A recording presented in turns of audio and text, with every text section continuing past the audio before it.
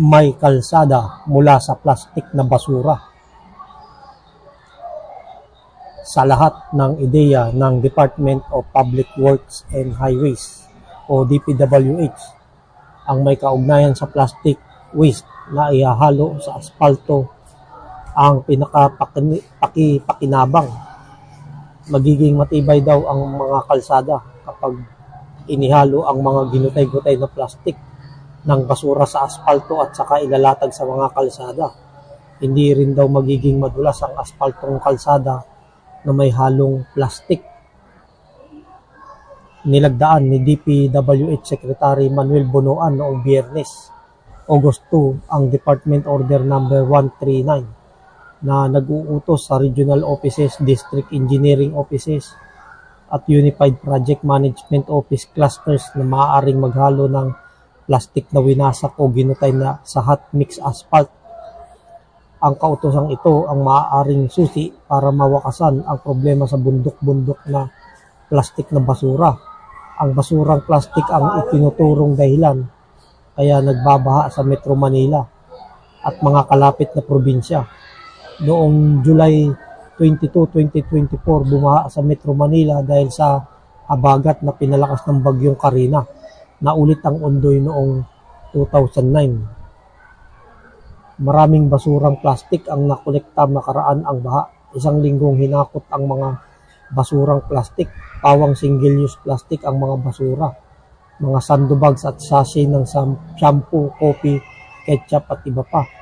Sa huling report, ang Pilipinas ay nagpo-produce ng 2.7 million tonelada ng plastics waste bawat taon. Humahantong ang mga basurang plastik sa landfills, ilog, estero at sa karagatan. Nagbabala ang coalition ng environmental groups na kung hindi gagawa ng paraan ng pamahalaan para mabawasan ang paggamit ng single-use plastic, aapaw ang 59.7 bilyong sachet sa Metro Manila. Minsang sinabi ni DENR Secretary Maria Antonia Liulo Loizaga na lalangoy sa plastik ang bansa kapag hindi na solusyonan. Naharap sa malaking problema ang bansa kaugnay sa plastic pollution. Ayon pa kay Loizaga, malaking panganib sa kalusugan ng tao ang plastic at gayon din sa ecosystems at climate change.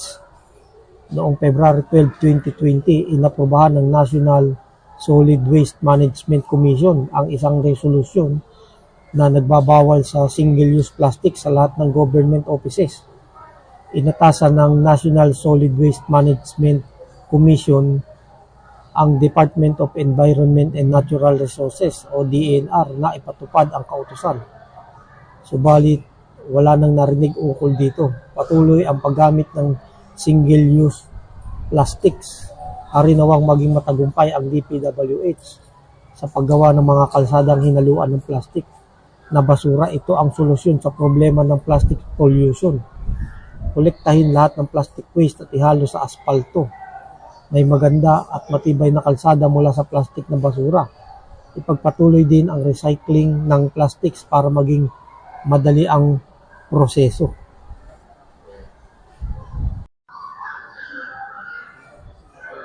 Basurang plastic, kailangan ng DPWH. Kung magtatagumpay ang isasagawa ng Department of Public Works and Highways o DPWH na paghahalo ng plastic waste sa asfalto para gamitin sa kalsada, ito ang solusyon sa problema ng plastic na basura. Kakailanganin ng DPWH ang maraming plastic.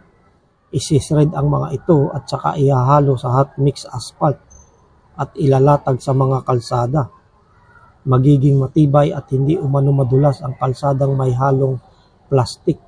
Isang kautusan, Department Order Number 139, ang nilagdaan ni DPWH Secretary Manuel Bonoan noong August 2 na nag-aatas sa Regional Offices, District Engineering Offices at Unified Project Management Office clusters na maghalo ng ginutay-gutay o shredded plastic bag waste sa hot mix asphalt. Iniutos ang paggamit ng basurang plastic makaraang pumasa sa test at standards na itinakda ng Bureau of Research and Standard. Ang ideyang ito ng DPWH ang susi para mawakasan ang problema sa plastik na basura. Ang basurang plastik ang itinuturong dahilan kaya nagbabaha sa Metro Manila at mga kalapit na probinsya. Noong July 22, 2024, bumaha sa Metro Manila dahil sa habagat na pinalakas ng bagyong Arina. Maraming basurang plastik ang nakolekta makaraan ang baha. Isang linggong hinakot ang mga basurang plastik. Pawang single-use plastic ang mga basura. Mga sandbags at sachet ng shampoo, coffee, ketchup at iba pa. Ang Pilipinas ay nagpo-produce ng 2.7 milyong tonelada ng plastic waste bawat taon. Humahantong ang mga basura sa landfills, ilog, estero at sa karagatan. Ayon sa grupo ng mga environmentalist, kung hindi maipapahinto ang paggamit ng single-use plastic, aapaw ang 59.7 bilyong sachet sa Metro Manila. Maski si DENR Secretary Maria Antonia Yulo Loizaga ay nagbabala na lalangoy sa plastic ang bansa kapag hindi ito nasolusyonan. Malaking problema aniya ang plastic pollution, hindi lamang sa kalusugan ng tao, kundi sa ecosystems at climate change. Noong February 12, 2020, inaprubahan ng National Solid Waste Management Commission o NSWMC ang isang resolusyon na nagbabawal sa single-use plastic sa lahat ng government offices.